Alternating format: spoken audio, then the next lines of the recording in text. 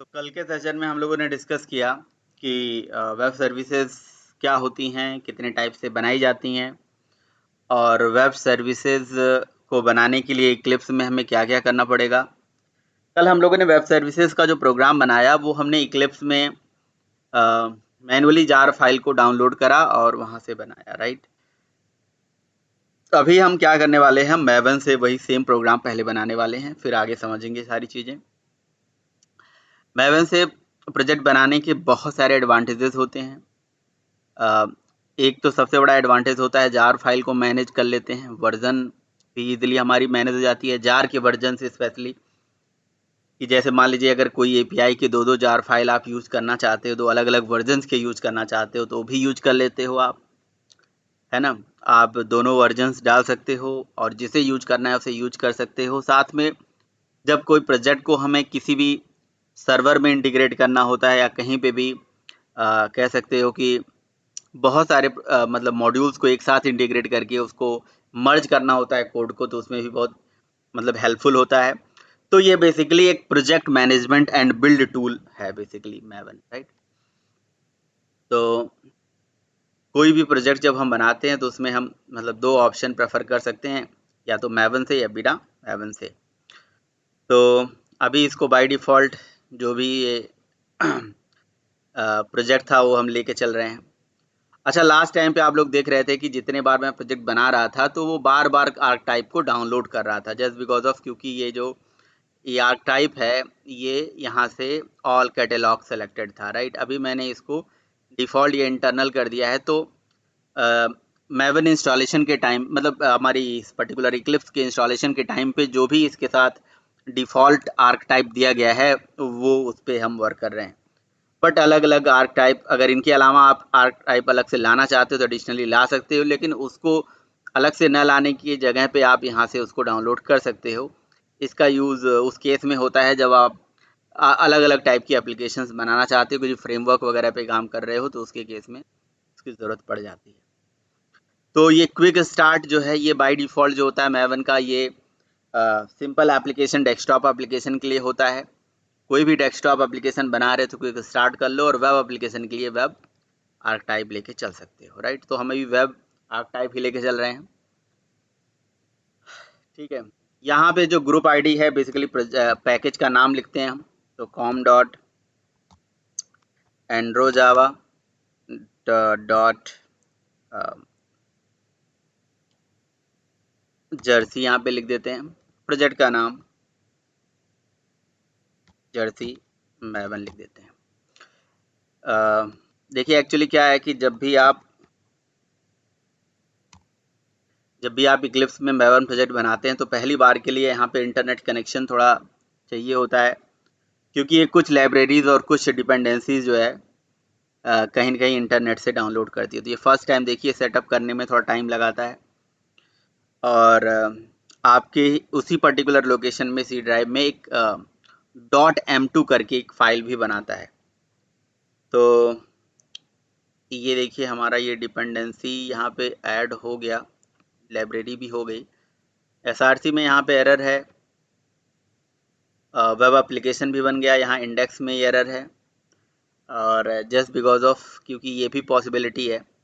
अच्छा, ये देखिए ये बाय डिफ़ॉल्ट जो है J2SE 1.5 पे ये काम कर रहा है, तो इसकी हम लाइब्रेरी यहाँ से चेंज करते हैं और जावा बिल्ड पाथ में यहाँ से इसको हम रिमूव कर लेते हैं और ऐड लाइब्रेरी कर देते हैं यहाँ पे JRE सिस्टम लाइब्रेरी, और इसमें JDK 8 मेरे पास है वो हम ऐड कर देंगे। साथ ही साथ यहाँ पे हम देखते हैं सर्वर की लाइब्रेरी यहाँ पे है या नहीं है। ओके, अप्लाई एंड क्लोज करते हैं। अभी ये एलिमेंट इसको नहीं मिल रहा है, मे बी ये सर्वर पे एप्लीकेशन चल नहीं पा रही है। अच्छा, देखते हैं इसके pom.xml। अब देखिए ये डायरेक्टरी स्ट्रक्चर है बेसिकली, यहाँ पे एक pom.xml फाइल आती है, जिस pom.xml it is just like Android में जो build.xml होती है, बिल्कुल उसी तरह से चीज़ है ये, ठीक है। इस पॉम का मतलब होता है प्रोजेक्ट ऑब्जेक्ट मॉडल, है ना। तो यहाँ पे कुछ डिपेंडेंसीज देखिए यहाँ पे पड़ी है बाय डिफ़ॉल्ट, जैसे JUnit की है ये, ये यूनिट टेस्टिंग के लिए करा जाता है। तो मुझे नहीं चाहिए, इसको मैं हटा देता हूँ, रिमूव दिस डिपेंडेंसी। ठीक है, तो मुझे जैसे मैंने डिपेंडेंसी हटाया तो यहाँ पे किसी क्लास में भी एरर आ सकती है, मे बी यहाँ कहीं यूज़ हो रहा हो। अच्छा, अभी यहाँ तो यूज़ नहीं हो रहा है, कोई बात नहीं। अच्छा, अब हमें क्या करना है, मैवन की डिपेंडेंसी डाउनलोड करनी है, मतलब लेके आनी है फॉर जर्सी। तो हम यहाँ पे लिखेंगे जर्सी मैवन डिपेंडेंसी, राइट।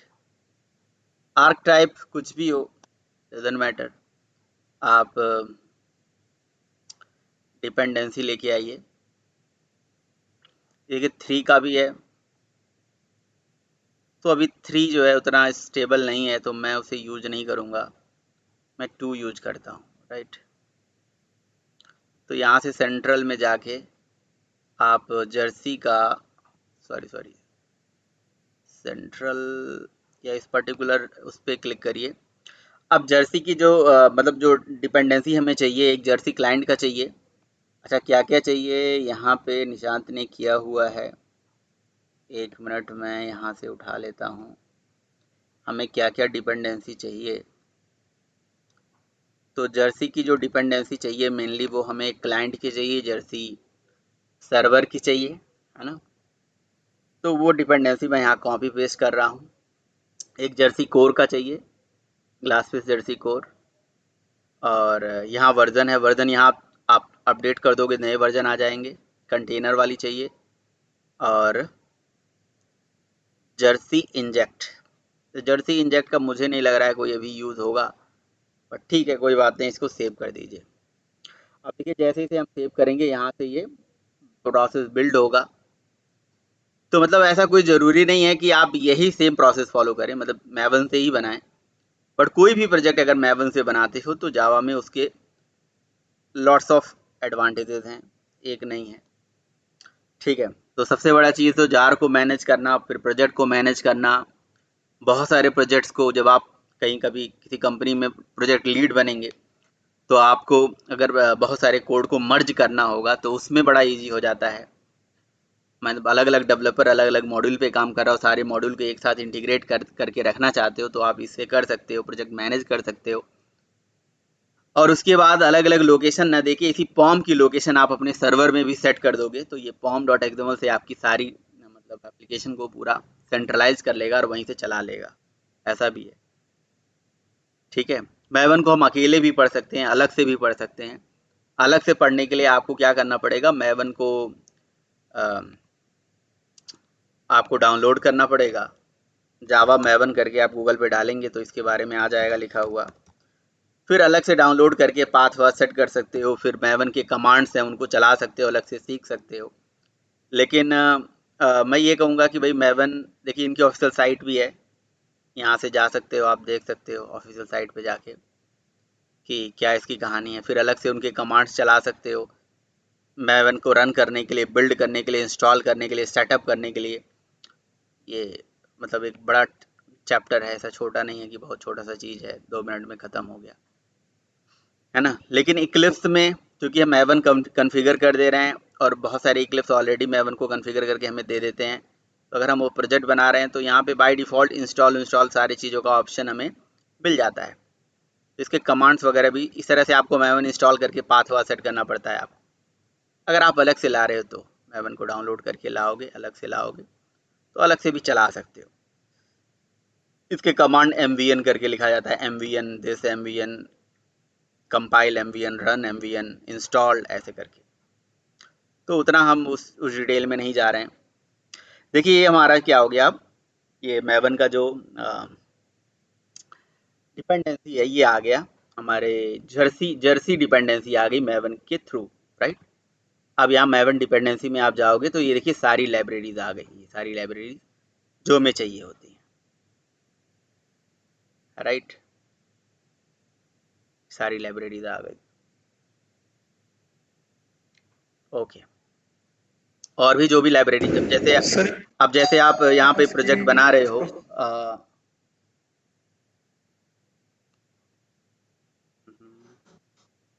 हाँ जी विवेक, क्या कह रहे थे, कुछ कह रहे थे आप। वे कुछ कह रहे थे। सर जो ये डिपेंडेंसी आई है वो सिर्फ मेवन के लिए है या फिर इसको हम अदर प्रोजेक्ट में यूज कर सकते हैं?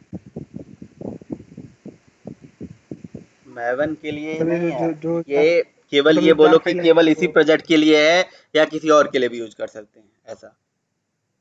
Yes sir. तो ये आई तो इसी प्रोजेक्ट के लिए है, बट ये आपके सिस्टम में किसी न किसी लोकेशन पे होती है। तो किसी लोकेशन पे डाउनलोड होके इस लोकेशन पे डाउनलोड होके आ गई है, तो आप चाहें तो वहाँ से जो .m2 रिपोजिटरी है वहाँ से निकाल के आप फर्दर कहीं यस सर। और यूज कर सकते हैं, बट हर प्रोजेक्ट के लिए सेपरेटली होती है। यूज करने वाली बात है तो आपको समझ मैन्युअली कॉपी पेस्ट करना पड़े। नहीं, ठीक मतलब है। ये मैं पूछना चाह रहा था जैसे कि अभी कल आप बता रहे थे कि वो जार फाइल ला करके मतलब चलाने के लिए, तो वो उसमें काम करेगी ये वाले? अच्छा, ये कह रहे हो कि आप मैवन से प्रोजेक्ट बनाए हो और अलग से जार फाइल भी इसमें यस सर। डालना चाहते हो तो काम करेगी कि नहीं ये? नहीं सर, मतलब ये जो मेवन से बनाया था फिर ये डाउनलोड होकर के अपने आप आ गई, हाँ ये जो जार फाइल है। हाँ। तो अगर हम अलग से जो मतलब कल कल जैसे बता रहे थे आप तो प्रोजेक्ट, दोनों उसमें अगर दोनों हम अप्रोचेज अलग है ना। ये जार फाइल को डालेंगे। वो अप्रोच है कि जी हमें अलग से डाउनलोड करके लाना है और इस अप्रोच में डाउनलोड करके नहीं लाना है।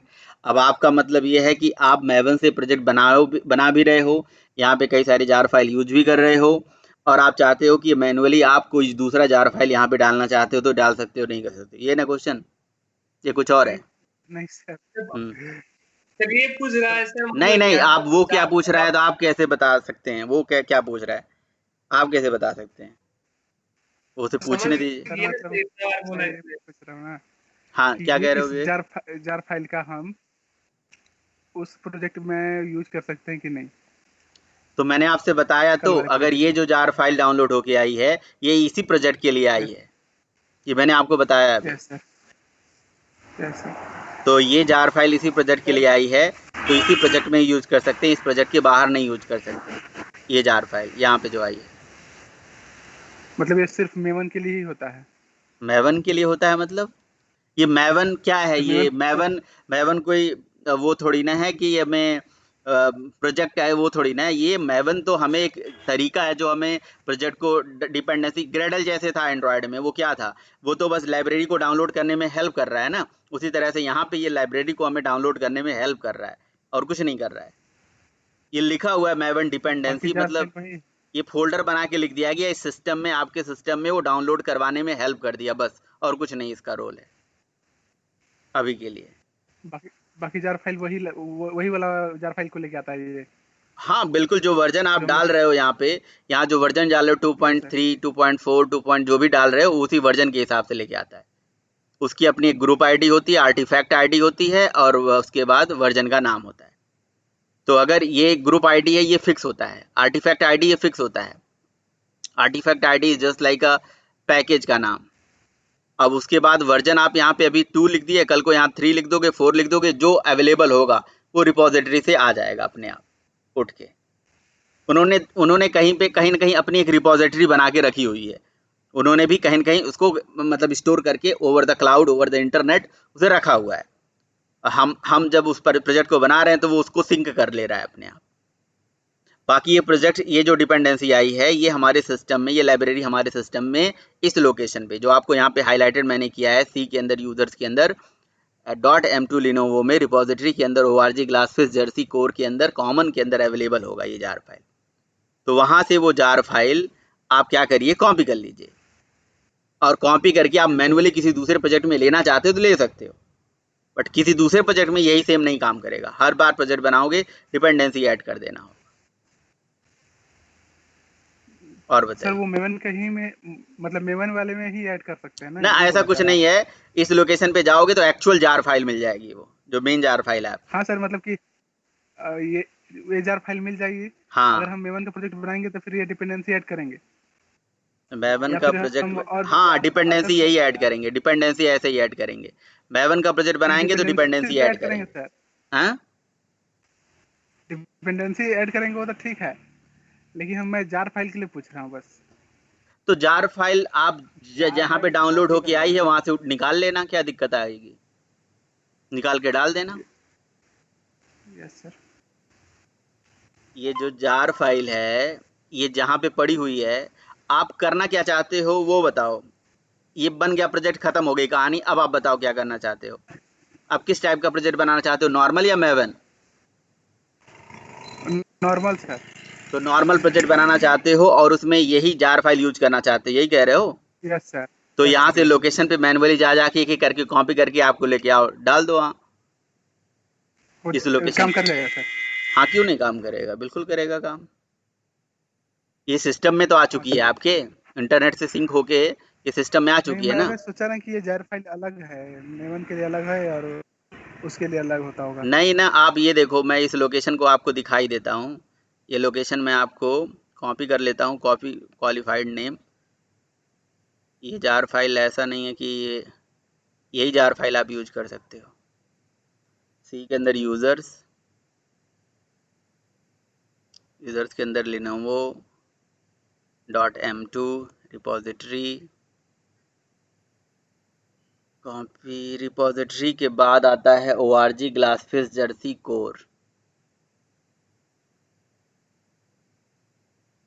org ग्लासफिश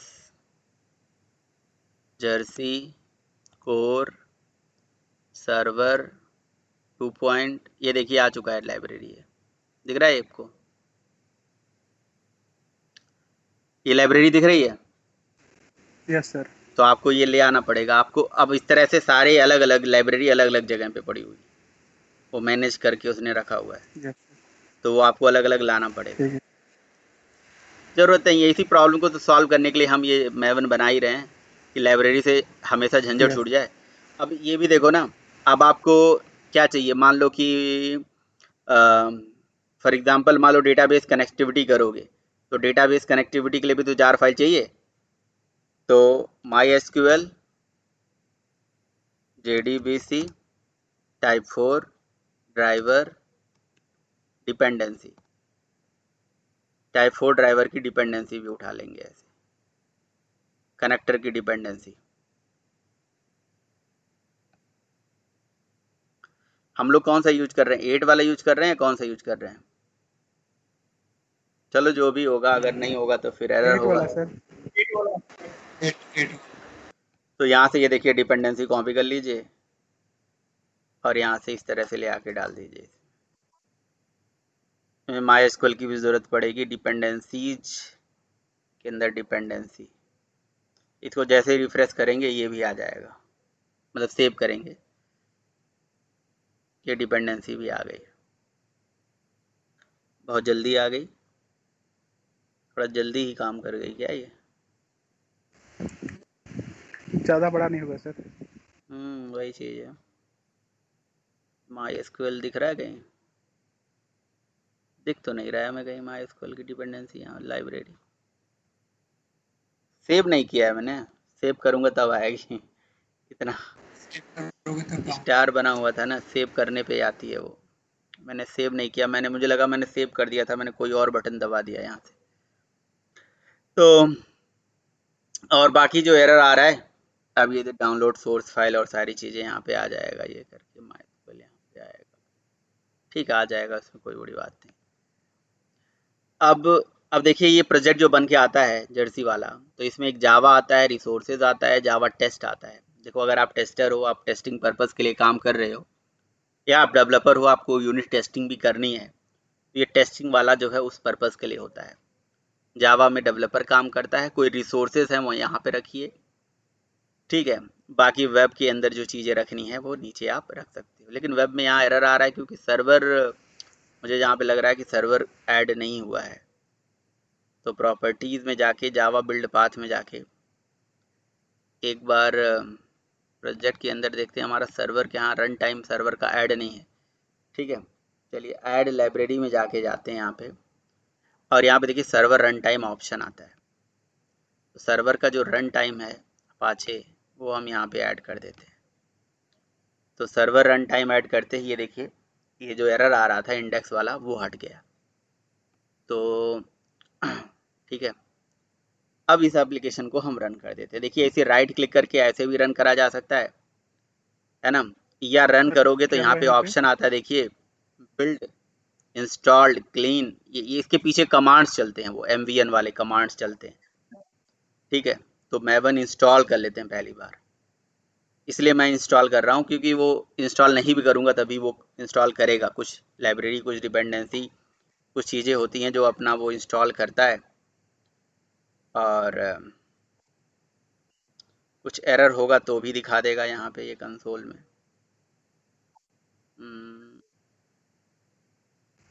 से ऊपर कर लेते हैं। ठीक है, इंस्टॉल सक्सेसफुल, बिल्ड सक्सेस हो गया ये। अब हम पॉम को भी सेलेक्ट करके प्रोजेक्ट रन कर सकते हैं, लेकिन मैं रन एज सर्वर कर देता हूँ डायरेक्टली, अब कुछ नहीं करना है, रन ऑन सर्वर कर देते हैं। और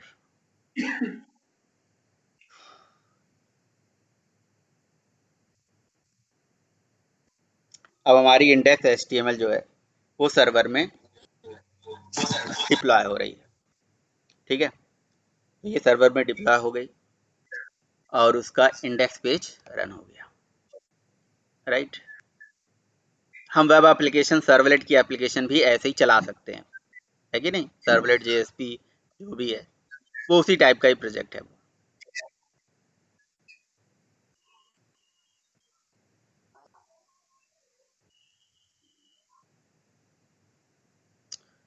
ठीक है, तो अब इस पर्टिकुलर प्रोजेक्ट में हमें क्या करना है जी, web.xml देखते हैं, बना हुआ है हमारा web.xml।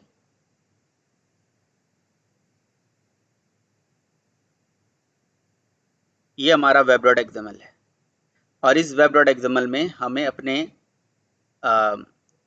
जो जर्सी है उसका फ्रंट कंट्रोलर है वो उसकी एंट्री करनी पड़ेगी, एक सर्वलेट यहाँ पे एंटर करना पड़ेगा। और वो सर्वलेट क्लास जो मैं कल भी आपको बताया था, कल मैं सर्वलेट कंटेनर का यूज कर रहा था।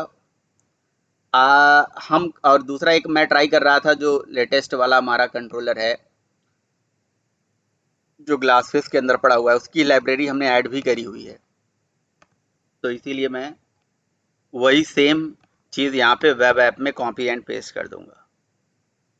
तो ये क्या क्या चीज़ें हैं, सबसे पहले है हमारा भाई वही सेम चीज़, सर्वलेट है, servlet name, servlet class, URL pattern. URL pattern में देखिए यहाँ रेस्ट लिखा हुआ है, तो मैं आपको यहाँ रेस्ट लिखना कोई ज़रूरी नहीं है। लोड ऑन स्टार्टअप टैग है, com.demo हमारे पैकेज का नाम है, चलो com.demo, com.jersey, है ना, ऐसे रहने देते हैं एंड सेव कर देते हैं। अब हम क्या करेंगे, देखिए ये जो टेस्ट है इसकी ज़रूरत नहीं है मुझे, मतलब हटाना चाहते हो हटा दो, पड़ा है तो पड़ा रहने दो, कोई दिक्कत नहीं है। ओके, तो बाकी इस SRC मेन पे राइट क्लिक करके न्यू करके एक क्लास क्रिएट कर देते हैं, वही जैसे कल हमने क्रिएट किया था।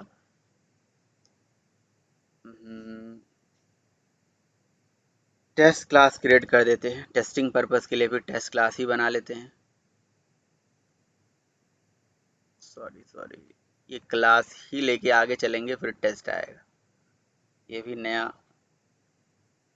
तो हमने बना दिया com.jersey डॉट और भी कुछ था, डेमो। ओके, एंड क्लास का नाम टेस्ट दे देते हैं। ये पैकेज का नाम वही होना चाहिए जो आपने यहाँ पे दे रखा है, com.jersey दे रखा है, com.jersey.demo दे रखा है, तो जर्सी के बाद आप डेमो लिखना जरूरी है पैरम वैल्यू में। ठीक है, बाकी आपको कुछ नहीं करना है। ओके, देन आपको यहाँ पे मेन मेथड क्रिएट कर लेना है। तो निशांत इसी इसी ऐसे ही मेन SRC मेन के अंदर ही फोल्डर बनाया था, या SRC ये हटा दिया था, ये हटा दिया है।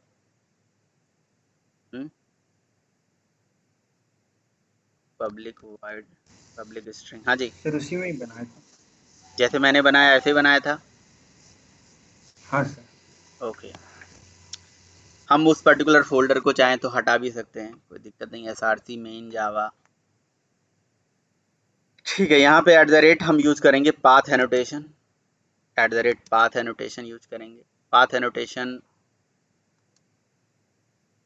ये देखिए WS वाला आ गया, और पाथ यहाँ पे हम URL डाल देंगे। पाथ हम कौन सा रखना चाहते हैं, टेस्ट ही रखना चाहते हैं, टेस्ट दे दिया मैंने। और पब्लिक स्ट्रिंग मेथड का नाम यहाँ पे शो रख देते हैं, वही सेम जो कल हमने रखा था। और यहाँ पे @ ये मेरा गेट टाइप का सर्विस है, तो गेट लगा दिया। @ ये कुछ प्रोड्यूस करेगा, इसीलिए हम प्रोड्यूसेस लगा देते हैं। प्रोड्यूस क्या करेगा, media type dot text HTML, और यहाँ से रिटर्न कर देते हैं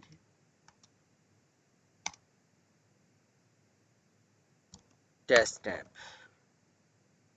ठीक है, तो ये हो गया सिंपल प्रोजेक्ट, ये चल जाता है। देन हम अपना यही काम अब मतलब हम लॉगिन रजिस्टर वाला सारा काम करेंगे। तो let's run this application again.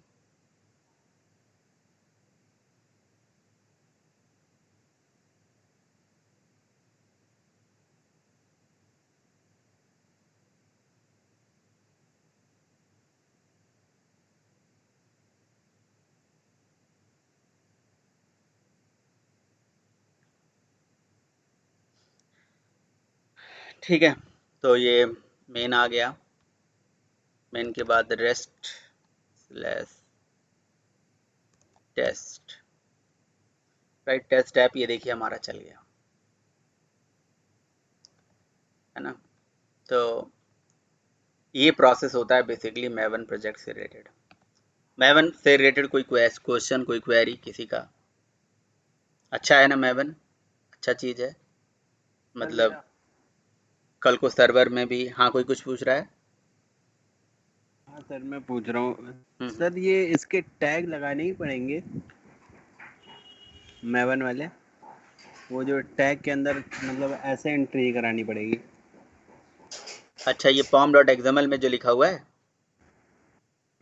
Ji sir. pom.xml में बिल्कुल ऐसे ही एंट्री करानी है। एक टैग होता है डिपेंडेंसीज, है ना, डिपेंडेंसीज के अंदर होता है डिपेंडेंसी, है ना। तो एक डिपेंडेंसी यहाँ पे हो गई, फिर अगली डिपेंडेंसी यहाँ हो गई, ये बिल्कुल लगाने पड़ेंगे, ऐसे ही करना पड़ेगा, तभी ये कोई लाइब्रेरी डाउनलोड करेगा। तो ये याद रहे कि एक डिपेंडेंसीज के अंदर बहुत सारी डिपेंडेंसी हो सकती है। जैसे ये डिपेंडेंसीज ओपन है, यहाँ बंद है, फिर ये डिपेंडेंसी ओपन है, क्लोज है, फिर इसकी डिपेंडेंसी अलग है, अलग कोई लाना है डिपेंडेंसी, इसी डिपेंडेंसीज के अंदर आप डाल दीजिए। हाँ सर, ग्रेडल पे भी बना सकते हैं जावा के प्रोग्राम? ग्रेडल पे भी जावा का अब देखना पड़ेगा, इसका सपोर्ट इक्लिप्स में है, मुझे नहीं लग रहा है इक्लिप्स में है। मुझे लगता है कि वो इंटेलिजे वगैरह में जरूर दे रखा होगा, इंटेलिजे में दे रखा होगा जरूर, क्योंकि उन्हीं का प्रोडक्ट है तो उन्होंने दे रखा होगा जरूर। तो किसी पे भी काम करिए, वैसे ज़्यादा पॉपुलर जावा स्पेशली मैवन मतलब ज़्यादा पॉपुलर बिल्ड टूल है। और देखिए, जब कभी किसी कंपनी में आप काम करते हो तो आपको ये सारी चीज़ें मतलब आना चाहिए। जैसे आप सब लोग अभी सीनियर हो, सब लोग अब जावा बेसिक पढ़ चुके हो और एडवांस लेवल पे जावा पढ़ रहे हो, तो आपको क्या क्या आना चाहिए एक बार मैं आपको थोड़ा ज़रूर बताऊंगा। आप किसी कंपनी में जा रहे हो, किसी ऑर्गेनाइजेशन में जा रहे हो, और आपको जावा पे ही स्पेशली काम करना है या एंड्रॉयड पे काम करना है, तो जावा वाले तो स्पेशली देखिए, एक तो आपको बैकएंड वाला नॉलेज यानी कि एसक्यूएल आना चाहिए, डेटाबेस का नॉलेज होना चाहिए, फिर किसी बिल्ड टूल का नॉलेज होना चाहिए, कोई भी बिल्ड टूल। जब आप रिज्यूमे अपना क्रिएट करते हो तो वहाँ पे आप लिख दो कि I have knowledge about these build tools, मुझे मैवन आता है, मुझे ग्रेडल आता है, या और भी इसको पढ़ सकते हैं डिटेल में, और अलग से आप मैवन इंस्टॉल करके उस पर काम कर सकते हैं। फिर धीरे धीरे जब आप प्रोजेक्ट मैनेज करने जाओगे तो आपको पता चल जाएगा। इंटरव्यू में यही बेसिक से क्वेश्चंस होते हैं, उसके क्या फ़ायदे क्या एडवांटेज हैं, यही सब। फिर आपको एक कोई ना कोई सर्वर साइड प्रोग्रामिंग आनी चाहिए, जैसे सर्वलेट हो गई, जेएसपी, वेब सर्विसेज आपको बनाने आना चाहिए एटलीस्ट। अगर आप जावा में काम कर रहे हो तो फ्रेमवर्क आपको आना चाहिए, है ना। और साथ ही साथ आपको कोई ऐसे समझ लो कि गिट या गिट हब का नॉलेज होना चाहिए, गिट का नॉलेज होना चाहिए, गिट या एसवीएन का नॉलेज होना, ये रिपोजिटरी कहलाती है जहाँ पे आप अपना सारा कोड मैनेज करते हो डे बाय डे। जैसे फॉर एग्जांपल, जैसे अभी मैं ही काम करता हूँ, तो हम लोग जैसे अपने सिस्टम में जो भी काम करते हैं, वो सारा काम करने के बाद हम अपना रात में सिस्टम बंद करके सो जाते हैं। लेकिन अगर भाई कंप्यूटर तो इलेक्ट्रॉनिक मशीन है, उसका तो कोई भरोसा किया नहीं जा सकता है ना। कल को सुबह उठ के देखें कि हमारा ओएस ही करप्ट हो गया, कुछ और हो गया, फाइल इधर उधर हो गई और मुझे सिस्टम ही फॉर्मेट करना पड़ा, पूरा फॉर्मेट करना पड़ा क्योंकि हमारे पास कोई उसका बैकअप नहीं है। तो ऐसा हो जाता है ना कि डेटा की रिकवरी बहुत ज़रूरी है। डेटा हमारा कहीं सेव रहे, उसको कहीं सेव करके रखें और जब ज़रूरत पड़े तो उसका हम कह सकते हो कि बैकअप ले सकें और साथ ही साथ वर्जन को कंट्रोल कर सकें। और वर्जन कंट्रोलिंग उसे बोलते हैं। वर्जन कंट्रोलिंग का मतलब लेट से कि मैंने किसी प्रोजेक्ट के किसी मॉड्यूल पे काम करा और उस पे काम करते करते मैंने उसको पूरा फाइनल कर दिया और उसको सर्वर पे प्रोडक्शन में डिप्लॉय करा दिया। अब जी वो मॉड्यूल हमारा फिनिश हो चुका है, अब नए चीज़ों पे, उसी प्रोजेक्ट में नई चीज़ों पे काम कर रहे हैं, तो वो एक मॉड्यूल हो गया जिस पे हमने काम कर लिया। अब जो नए काम कर रहे हैं वो हमारा एक नया मॉड्यूल हो गया, नया वर्जन हो गया, मतलब नया वर्जन हो गया। अब उस वर्जन को कि पुराना वाला वर्जन भी हमारा बना रहे, नया वाला वही वर्जन रहे, इस तरह की कंट्रोलिंग के लिए हमें वर्जन कंट्रोलिंग टूल, हमें गिट वगैरह का नॉलेज होना चाहिए, है ना। तो बिल्ड टूल आना चाहिए, गिट आना चाहिए, है ना। कहीं गिट हो या एसवीएन हो, मैंने एसवीएन पे भी काम करा है, गिट वर्ट्राइज पे भी काम। गिट अगर आपको पता है तो अच्छी सर बात है, काम कर सकते हो, नहीं पता है तो थोड़ा बहुत मैं आपको ज़रूर गाइड करूँगा, मैं आपको बताऊँगा कि कैसे काम करा जाता है।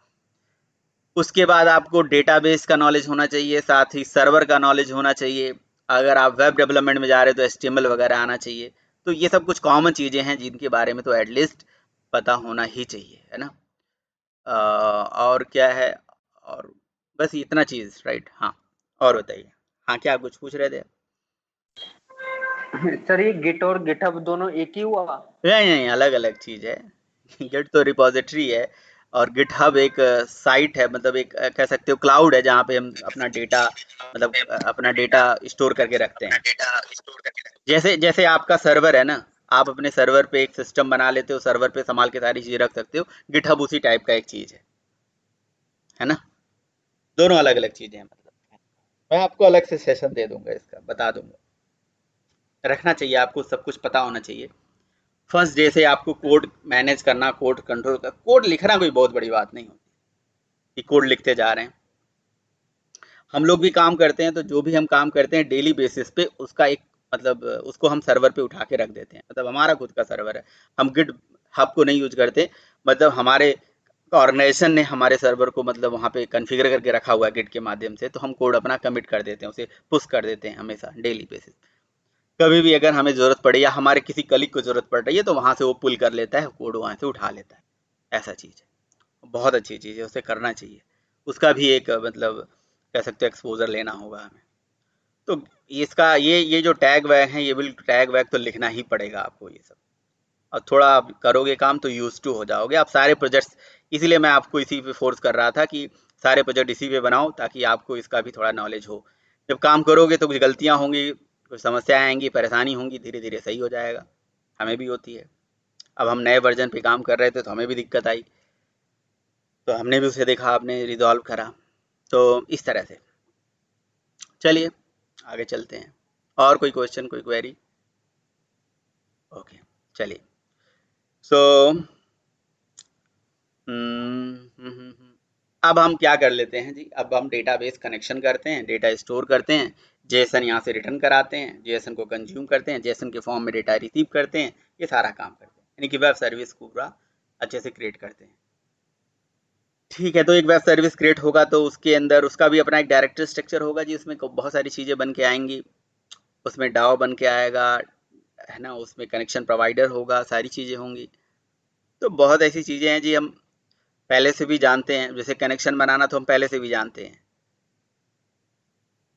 तो रेस्ट सर्विसेज रजिस्टर लॉगिन, तो कनेक्शन वगैरह तो हम पहले से कहीं से उठा भी सकते हैं।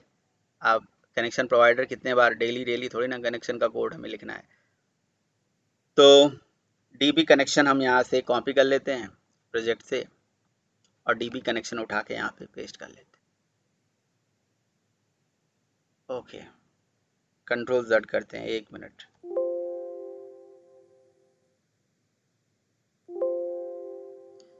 DB connection com dot, package का नाम हम सेम रखते हैं, है ना, और जो सब पैकेज है उसे बस बदल देते हैं।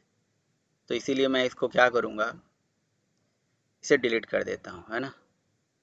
कॉम डॉट जर्सी डेमो, तो मैं एक नया जो पैकेज बनाने वाला हूँ, या मैं क्लास बनाने जाता हूँ, क्लास बना देता हूँ। चलो, DB connection provider,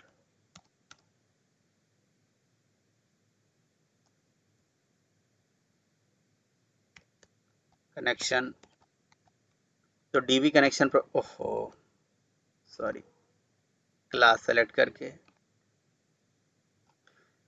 DB connection provider के पैकेज का नाम, यहाँ डेमो लिखा ना, डेमो हटा के यहाँ पे हम DB कॉन लिख देते हैं, राइट। तो आप ये देखोगे कि पैकेज हमारा वही है, लेकिन उसके अंदर सब पैकेज ये बन गया है ना। कॉम डॉट जर्सी तो कॉमन है, मतलब ऐसा रखोगे तो थोड़ा सा हैंडल करना टफ, मतलब टफ नहीं रहेगा, समझ में आएगा, ठीक है। तो बाकी आप लोग पहले भी प्रोजेक्ट्स बनाते आए हो, सर्वलेट एप्लीकेशन हमने बनाया है नीचे, जहाँ पे हमने एसआरसी के अंदर, नहीं यहाँ पे नहीं है मेरे पास, चलो ठीक है कोई बात नहीं। DB कनेक्शन का हम ये MySQL कनेक्शन प्रोवाइडर जो क्लास है ये कॉपी कर लेते हैं,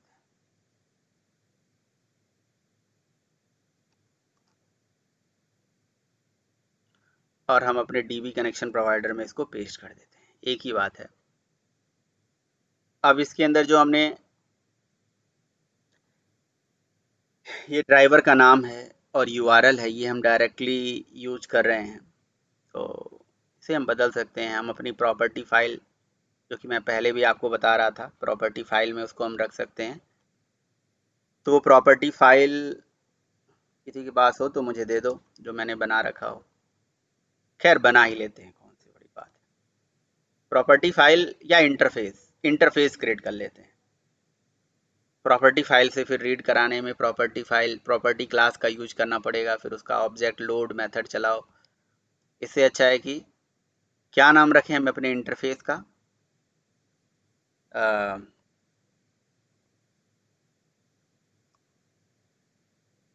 कनेक्शन इन्फो। सर आप दूसरा जगह बना रहे हैं इससे लग रहा है मेरे को। DB कनेक्शन इन्फो, तो DB कनेक्शन इन्फो, अच्छा ये दूसरी जगह बन रहा है, आपको सही लग रहा है, हमेशा आपको गलत ही नहीं लगता है, सही लगता है आपको कई बारी, सही है भाई, थैंक यू। तो DB कनेक्शन इन्फो, यहाँ से हमने एक इंटरफेस बना लिया, है ना। सो इस कनेक्शन इन्फॉर्मेशन में हम वही सारे कनेक्शन वगैरह संभाल के रख लेते हैं, वही बचपन से जो हम करते आ रहे हैं भाई। 4 स्टैटिक कांस्टेंट क्रिएट कर लेते हैं, public static final string driver name, या ड्राइवर का नाम दे देते हैं,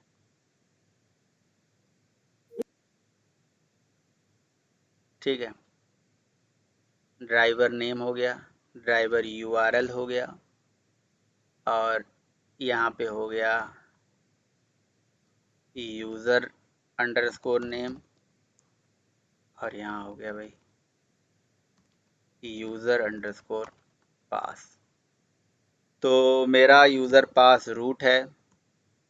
क्यों मैं लिख रहा हूँ ये मैं क्यों बना रहा हूँ, कल को ये वेब सर्विस अभी आप लोकल पे चला रहे हो, कल को इसको हम होस्ट करेंगे, तो हम बस इसी प्रॉपर्टी में एक जगह चेंज मारेंगे, हमारा काम हो जाएगा। तो उसका यूज़र नेम कुछ और होगा, उसका URL कुछ और होगा, बल्कि एक ऐसा लॉजिक लिख देंगे, है ना, एक ऐसा लॉजिक लिख देंगे, बहुत आसान कर देंगे इसको, बिल्कुल एकदम सिंपल। एक प्रॉपर्टी फाइल बनाएंगे जिसका नाम होगा एनवायरमेंट। अब environment is equal to local लिख दिया, कुछ ऐसे कुछ सुनना ध्यान से, ऐसे env इज इक्वल टू, अगर ऐसे लोकल लिख दिया तो ये लोकल पे चलने लगेगा। और अगर प्रोडक्शन लिख दिया, या मान लो हाँ प्रोडक्शन लिख देते हैं, PROD लिख दिया, प्रोड, तो बस ये अपने आप लोकल, जैसे हमने प्रॉपर्टी फाइल का नाम लिख दिया, तो ये लोकल वाली सारी चीज़ें उठा के लोकल से कनेक्शन बना के लोकल पे चलाने लगे। प्रोड लिख दिया तो इंटरनेट से कनेक्ट हो जाए वो सीधे, मतलब जो आपने होस्टिंग ली हुई थी उससे कनेक्ट हो जाए। इस तरह से ऐसा कर सकते हो आप। एनवायरनमेंट बस एक प्रॉपर्टी फाइल में चेंज मारने से वो इस प्रॉपर्टी से उठा ले डेटा, नहीं तो इस प्रॉपर्टी से डेटा उठा ले, ऐसा लिख सकते हो आप। ये करेंगे हम, अभी काम आगे करेंगे जब हमारा फाइनल प्रोजेक्ट रेडी हो जाएगा। तो ड्राइवर का जो नाम है, ड्राइवर का URL है, ये हम यहाँ से कॉपी कर लेते हैं। ये कोड तो लिखना कोई ऐसे ज़रूरी नहीं है कि एक ही में सारा मिला के लिख सकते हो। कोड मतलब ऐसे प्रोजेक्ट बनाना कोई बड़ी बात नहीं होती है, आप एक ही जगह सारा कोड उठा के छाप सकते हो। ये सब फोल्डर बना के अलग अलग तरीक़े से ऐसी चीज़ों से मैनेज करना और ऐसे प्रोजेक्ट बनाने का बस यही पर्पस होता है, ताकि उसको फ्यूचर में मैनेज करना आसान हो, फ्यूचर में उसको मेंटेन करना आसान हो। तो कोड हम कभी भी इसलिए नहीं लिखते हैं जी करंट के रिस्पेक्ट में, कि करंट के का चीज़ पूरा देख के कि करंट में ये चीज़ बड़ा अच्छा चल रहा है तो सब कुछ सही चल रहा है, नहीं, फ्यूचर के रिस्पेक्ट में सारी चीज़ें लिखी जाती हैं। ठीक है, तो ये कनेक्शन इन्फो, ये इसको बंद कर देते हैं, अब इसकी ज़रूरत नहीं है। अब ये हमारा कनेक्शन प्रोवाइडर क्लास है। DB कनेक्शन प्रोवाइडर ये हमारी क्लास है, बिल्कुल है। DB कनेक्शन इन्फो के वेरिएबल्स हैं वो। ये हमारा कंस्ट्रक्टर है, प्राइवेट है, क्लास फाइनल बना देते हैं जी। सारा सिंगलटन को हम फॉलो कर लेते हैं, सिंगलटन पैटर्न को फॉलो कर लेते हैं। ठीक है, तो ये कंस्ट्रक्टर हो गया और ये मेथड हो गया। सिंक्रोनाइज मेथड यहाँ पे क्रिएट कर लेते हैं। अच्छा, मेथड सिंक्रोनाइज इसलिए बनाया गया कि वही मल्टी थ्रेडिंग एनवायरनमेंट में मल्टीपल थ्रेड उसे सीक्वेंशियली एक्सेस कर पाएँ। वो थ्रेड पढ़ोगे तो आपको पता चलेगा, ज़रूरत नहीं था, बट हाँ जब थोड़ा बड़े लेवल पे कोड लिखा जाता है तो सब कुछ सोच के लिखा जाता है। अब यहाँ पे जो ड्राइवर का नाम है वो DB इन्फो से उठा लेते हैं। तो DB इन्फो, एक मिनट, ठीक है, तो मैं यहाँ से DB इन्फो जो हमने बनाया था, ओहो sorry, DB connection info, DB connection info और डॉट, यहाँ से ड्राइवर उठा लेंगे। इसी तरह से यहाँ से यूज़र नेम उठा लेंगे हम, मतलब URL उठा लेंगे, सॉरी।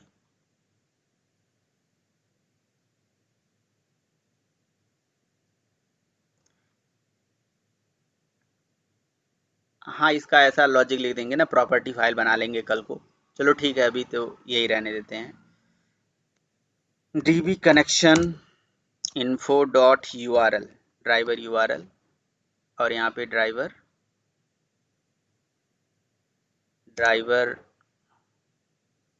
डायरेक्टली नहीं चलेगा भाई, DB कनेक्शन के साथ चलेगा।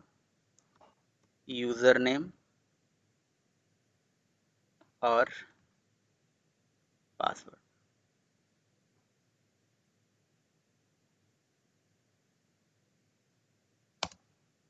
पास हो गया। ठीक है, बाकी लॉजिक सही है सारा, कोई दिक्कत होगी तो आप लोग बता दीजिएगा। तो ये कनेक्शन हम जरा पहले प्रिंट करके देख लेते हैं अपने सर्विस में, कि हमारा कनेक्शन सही चल रहा है कि नहीं चल रहा है। यही चीज़ है, देखो यही तरीका है। अभी मैं कोड लिखता हूँ तो मैं ये सारा चीज़ ध्यान रखता हूँ। रही बात डेटाबेस की, तो यहाँ पे हम MySQL को सर्च कर लेते हैं जी, हमारा DB चेक कर लेते हैं, हमारा कौन कौन सा DB है। वर्कबेंच ओपन कर लेते हैं।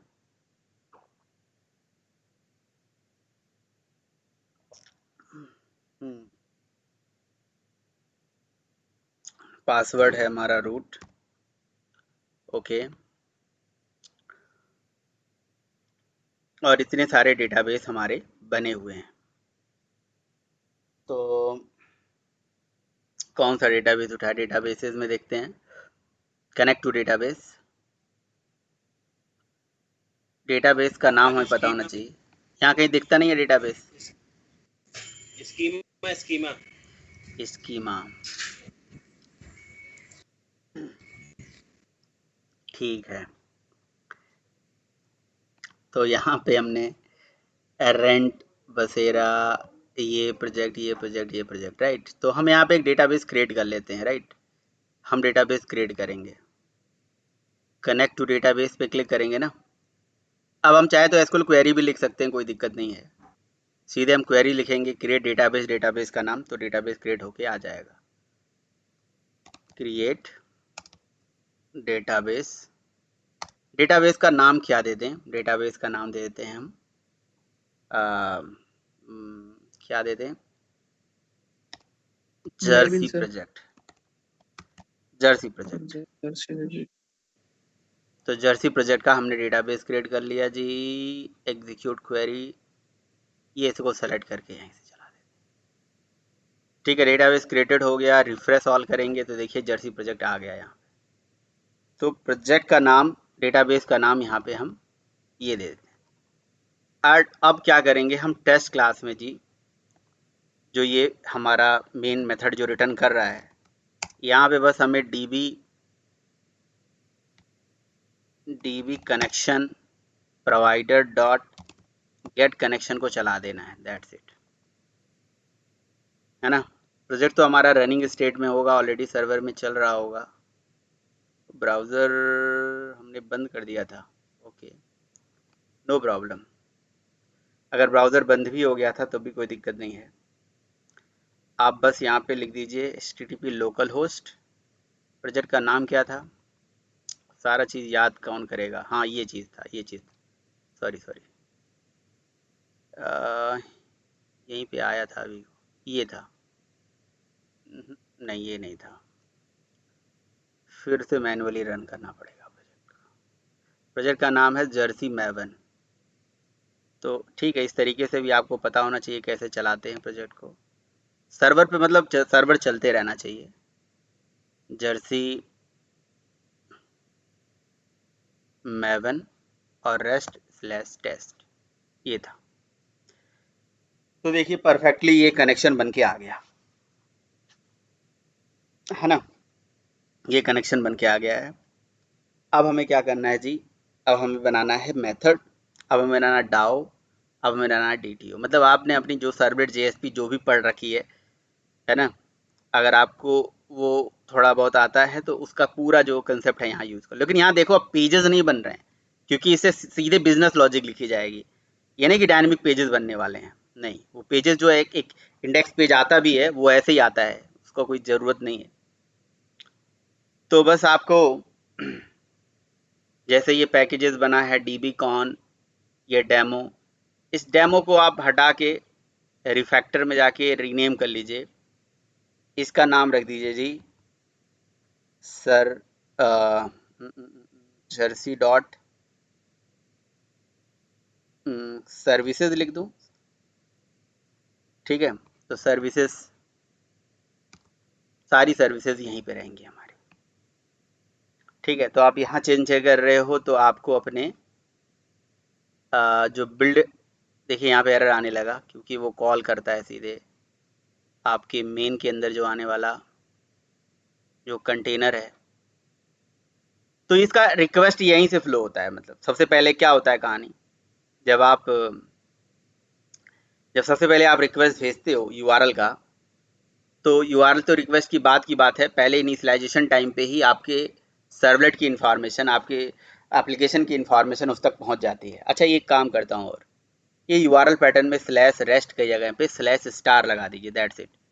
मतलब अब आप डिसाइड करो यार, डजंट मैटर कीजिए आप यही लिखना चाहते हो। हाँ कई बारी ऐसी ज़रूरत पड़ जाती है जी, किसी प्रोजेक्ट पे मैं काम कर रहा हूँ, मैं सपोज करो Andro Java Tech for you के लिए प्रोजेक्ट बना रहा हूँ, तो मैं अपने डोमेन का नाम यहाँ पे लिख देता हूँ कि भाई इस तरह से याद रहे, है ना। बट आप /* भी लगा दोगे तो आप अपना डिसाइड करो जी। अब आप डायरेक्टली इस सर्विस को जब कॉल करोगे तो उसी के नेम से आप कॉल कर सकते हो। लोड ऑन स्टार्टअप के से क्या होगा, ये सर्वलेट इनिशियलाइज हो जाएगी, उस तक हमारी ये पैकेज का इंफॉर्मेशन पहुंच जाएगा।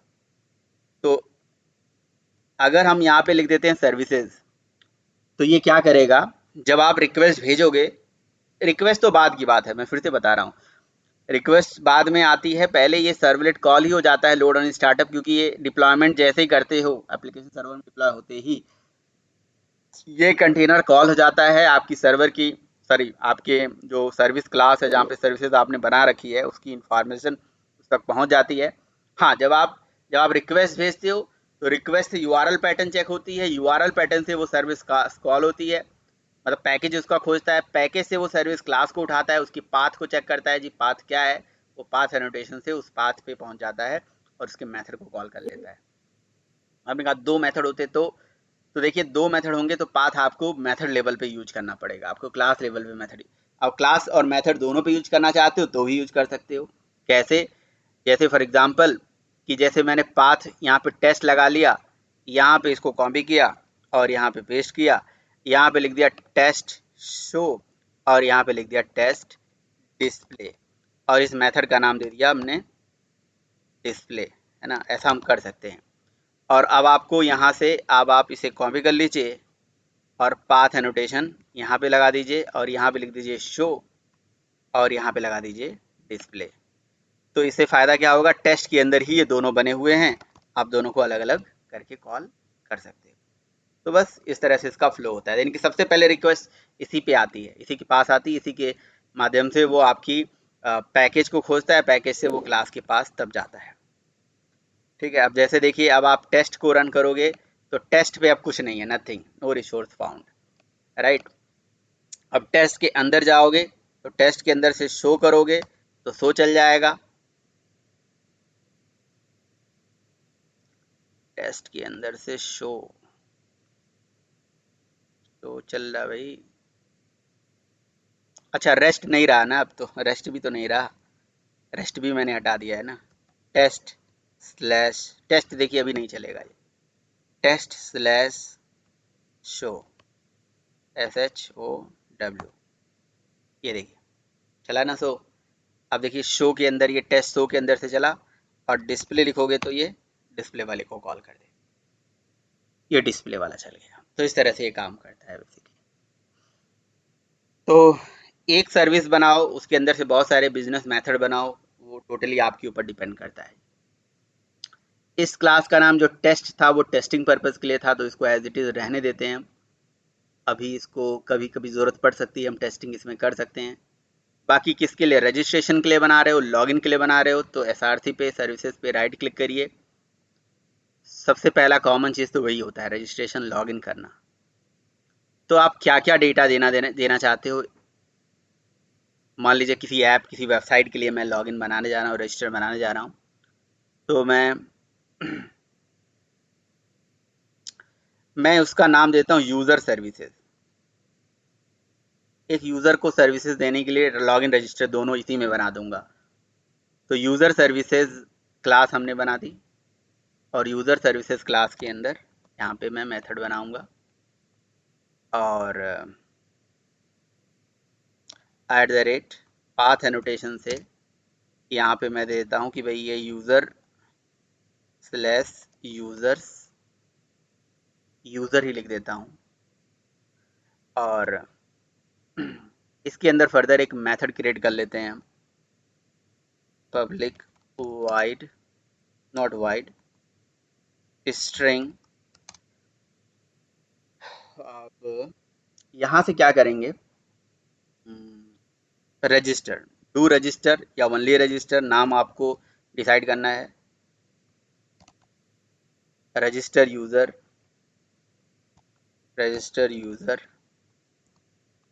अब देखिए कोई भी यूज़र रजिस्टर करेगा और रजिस्ट्रेशन करता है तो चाहे डेटा कहीं से भेजता है, मान लीजिए ऐप से भेजेगा और ऐप एंड्रॉयड में बनी होगी या ओनली PHP वाला क्लाइंट कॉल करेगा, तो आप ऐसा कुछ बनाओगे ना कि वो JSON रिसीव कर ले यूज़र से आने वाले।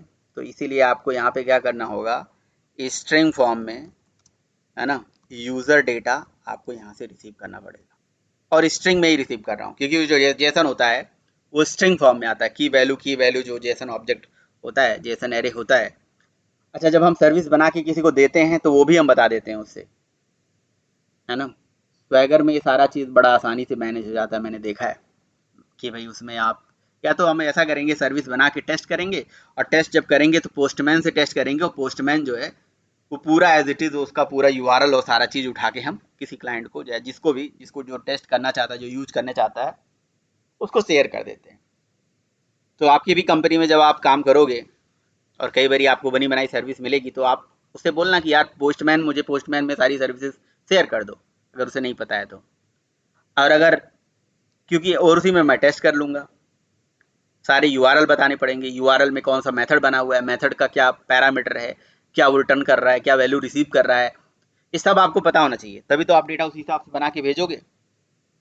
या जब आप बना रहे हो तो आपको कंपनी वाला बताएगा आपको कि भाई, आपका मैनेजर आपको बताएगा कि जी नहीं, मुझे इस तरह से डेटा चाहिए, इस फॉर्म में चाहिए, तो वैसा आप कर सकते हो। ठीक है, कुछ भी अभी लिख देता हूँ मैं यहाँ पे। तो ये हमारा एक मेथड बन जाएगा, और यूज़र पाथ एनोटेशन से हम यहाँ से इसे कॉपी करेंगे और सेम यहाँ पे @path यूज़र, और इसके जगह पे बस आप स्लैश यूज़र्स दे देते हैं, REGISTER, रजिस्टर, है ना। तो इसका पाथ हो गया रजिस्टर। और ये मेथड अब कुछ देने वाली नहीं है, ये रिसीव करने वाली, इसको आपको देना पड़ेगा, और इसीलिए इसका पोस्ट एनोटेशन हमने यूज करा। ये कहीं न कहीं कहाँ से इंस्पायर्ड है, वही सर्वलेट जेएसपी के do get do post method से इंस्पायर्ड है ना। तो वही सेम कंसेप्ट है यहाँ पे भी चल रहा है। और ये कंज्यूम करेगा और प्रोड्यूस दोनों कर सकता है। तो कंज्यूम्स करेगा which kind of data, that is media type dot application JSON. ये एक कॉमन चीज़ है जो करना ही चाहिए, एप्लीकेशन जेएसएन प्रोड्यूस करवाओ और एप्लीकेशन जेएसएन ही रिसीव करवाओ। ये एक स्टैंडर्ड है, करने के लिए आप कुछ भी कर लो, पीडीएफ वीडीएफ सारी फाइलें रिसीव कर लो, टेक्स्ट एचटीएमएल जो भेजना है सब भेज दो। तो ये प्रोड्यूस भी इसी फॉर्म में डेटा करेगा, कंज्यूम भी इसी फॉर्म में करेगा, राइट।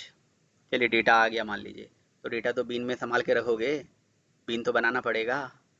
तो बस सर्विसेज यहाँ पे रखेंगे, बीन हम बना लेते हैं, डावा बना लेते हैं, सारा चीज़ वही चलेगा, कुछ नया चीज़ नहीं आने वाला है। समझ में आ रहा है सबको या ऊपर से जा रहा है? सब समझ में आ रहा है या कुछ नहीं समझ में आ रहा है? कुछ आ रहा है सर। कुछ कौन सा चीज नहीं आ रहा है विवेक, कौन सा चीज नहीं आ रहा है समझ में? सर जो एनोटेशन वाला है ना, वो चीज। एनोटेशन आप यूज टू हो जाओगे, आप चिंता न करो, बहुत ही आसान सी चीज है वो।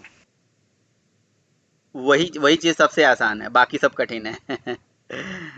जो आपको आज कठिन लग रहा है ना, जो आज आपको कठिन लग रहा है, मैं मेरे से स्टाम्प पेपर पे लिखवा लेना, वही चीज आपको आसान लगेगी, बाकी सारी चीजें कठिन लगेगी।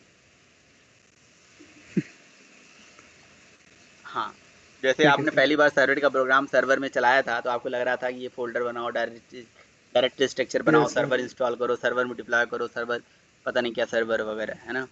तो ये जो एनोटेशन है ये सब अब आपकी रिक्वायरमेंट आ जाएगी ना, जब ये चीज़ आसान हो जाएगी तो रिक्वायरमेंट आएगी जी, मुझे सर्वर यूज़र से ये चाहिए, मुझे यूज़र से ये एक्सेस टोकन रिटर्न कराना है, ये रिटर्न कराना है, मुझे यूज़र से क्या नाम है इमेज चाहिए, यूआर इमेज रिटर्न कराना है, मुझे वो कराना है, ये कराना है, वो अब कठिन हो जाएगा, ये आसान लगने लगेगा, इसमें कुछ है नहीं। कल वाला में तो कुछ ज़्यादा कुछ समझ में नहीं आया, दोबारा फिर वीडियो देखना पड़ रहा है।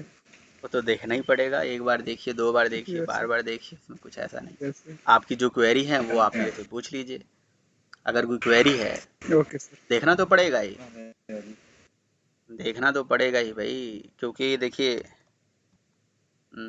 इसको बीन्स भी लिख सकते हो, पोजो लिख दो तो भी कोई दिक्कत नहीं है ना। पोजो मतलब वही बीन क्लास ही होती है पोजो, लेकिन पोजो और बीन में डिफरेंस होता है थोड़ा बहुत, माइनर था। कहते हैं पोजो जो है, पोजो बीन हो सकता है लेकिन बीन पोजो नहीं हो सकता है। ये भी बात है। और बीन में जो है सिरियलाइजेबल इंटरफेस इम्प्लीमेंट कराना, ये वो कुछ स्टैंडर्ड होते हैं जो फॉलो करना ही पड़ना होता है। पोजो में करो ना करो आपकी इच्छा। तो मैं बीन, हाँ जी, मॉडल बोल दो, मॉडल दूसरे टेक्नोलॉजी में बोलेंगे, अभी हम यहाँ पे मॉडल ना बोल के उसे बीन ही बोले। हाँ मॉडल भी बोलिए, कोई दिक्कत नहीं है, ठीक है। तो ये काम तो करना ही पड़ेगा बिल्कुल। जब आप काम करोगे तो आपको समझ में आने लगेगा, कोई चीज़ कठिन नहीं है। ठीक है, अभी आप देखो तो आपने ही प्रोजेक्ट बनाया था वो बीन वाला, डाओ वाला। कुछ नया चीज़ यहाँ हो रहा है, आप ही देख लो। तो यहाँ पे हम लिखेंगे form dot jersey dot dao.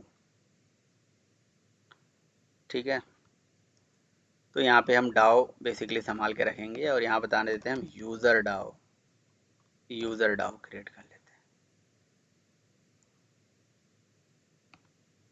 ठीक है, तो अभी तक तो हमने बहुत सिंपल से पैकेजेस क्रिएट करा, एक बीन बनाया, डाओ बनाया, कनेक्शन बनाया, सर्विसेज बनाई। तो बाकी आप तो समझदार हो कि कैसे कहानी होगी। पर यूज़र से रिक्वेस्ट आएगी इस सर्विस मेथड के पास, सर्विस से बीन में जाएंगे, बीन से डाओ में जाएंगे, डाओ से फिर सर्विस पे आएंगे, सर्विस रिटर्न वैल्यू जाएगी आपके क्लाइंट के पास। बस यूआरएल बन गया है, यूज करिए।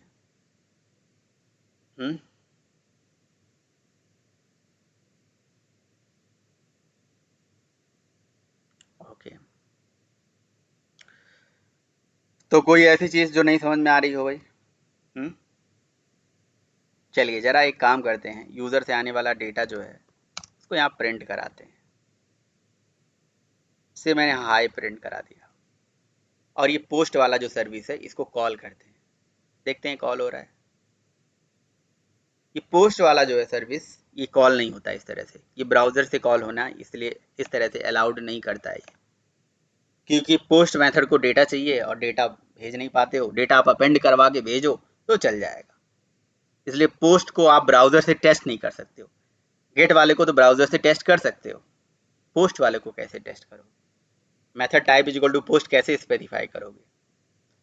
तो इसीलिए देखिए मैंने यहाँ पे लिख दिया यूज़र्स, और यूज़र्स के अंदर मैं चला गया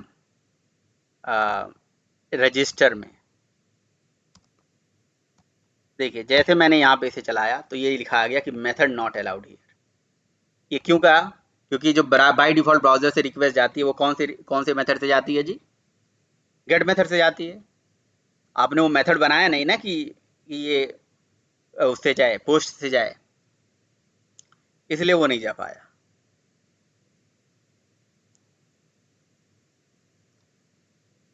मेरी बात समझ में आ रही है मैं क्या कह रहा हूँ?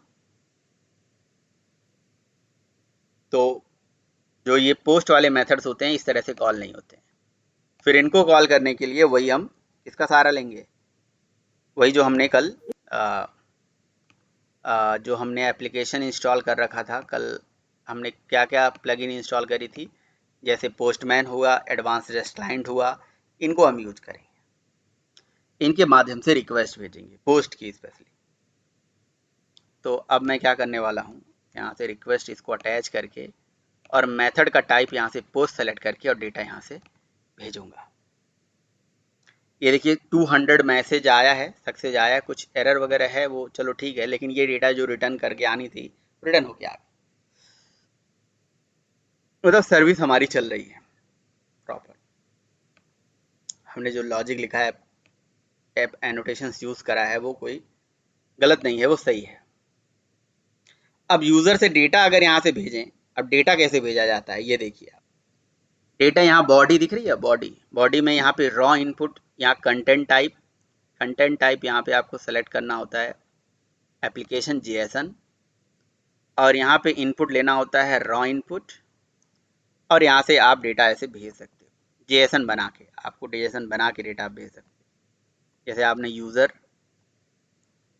नेम दे दिया सूर्या, तो आपने एक इनपुट तैयार कर लिया। ऐसे ही बहुत सारे इनपुट डेटा भेजो आप।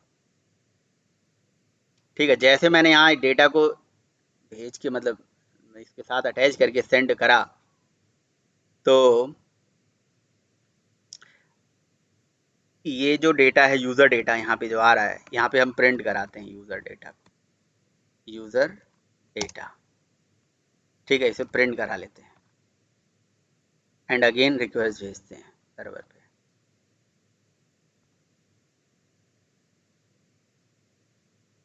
रिक्वेस्ट जा रही है, अभी गई नहीं है, पहुंची नहीं है। ये देखिए आ गया कि नहीं आ गया डेटा। जेसन फॉर्म में जो डेटा हमने भेजा था वो इस तरह से यहाँ पे आ जाएगा। क्लियर है?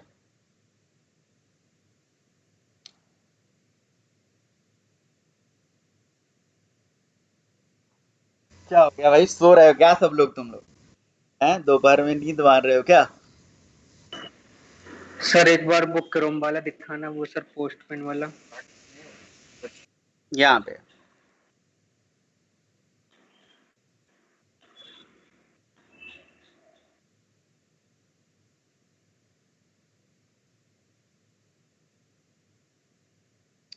कई सर ये ऐसे डेटा सर ये डेटा मतलब वहाँ सर्वर पे कैसे प्रिंट हो गया?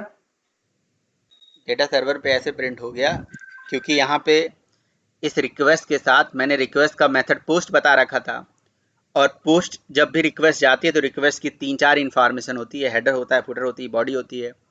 रिक्वेस्ट के साथ हेडर होगा तो यहाँ से भेजोगे आप, ठीक है। बॉडी है तो यहाँ से हमने भेजा, तो ये बॉडी के साथ ये डेटा गया, वो डेटा इस वेरिएबल में रिसीव हो गया, और इस वेरिएबल में रिसीव होने के बाद यहाँ हमने प्रिंट कर लिया। ऐसे हुआ। सर ये स्ट्रिंग ही होना कंपलसरी है क्या? है स्ट्रिंग, क्योंकि वो जेएसएन जो होती है वो स्ट्रिंग ही होती है एक तरह से। वो जो लिखी गई की वैल्यू पेयर वो स्ट्रिंग फॉर्म में आती है, इसलिए हमने स्ट्रिंग लिखा। और सर ये जो सर ये एनोटेशन लगी हुई है सर, ये इसी की वजह से आ रहा है ना इसमें डाटा, हाँ। जो जेएसएन की लगी हुई है। तो क्योंकि हम प्रोड्यूस भी यही कर रहे हैं, कंज्यूम भी यही कर रहे हैं, ठीक है। हर सर्विस का अपना एक बाय डिफ़ॉल्ट मेथड होता है, बाय डिफ़ॉल्ट एनोटेशन। तो इसे हम हटा देते हैं, प्रोड्यूस और कंज्यूम हटा देते हैं, है ना। प्रोड्यूसर्स कंज्यूम्स हटा दिया मैंने, और अब मैंने रिक्वेस्ट भेजा।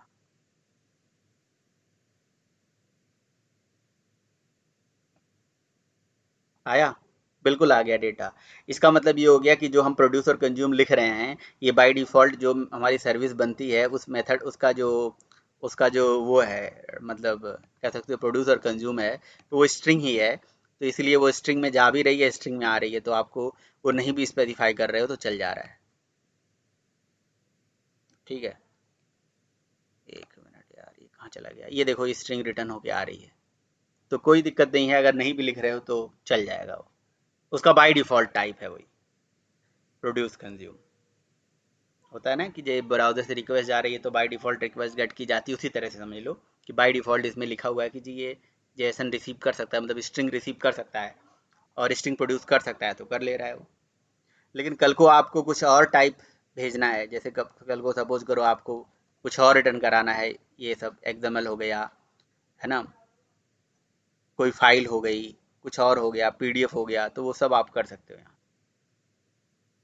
तो इसलिए पता होना चाहिए कि ये क्या है एटलीस्ट।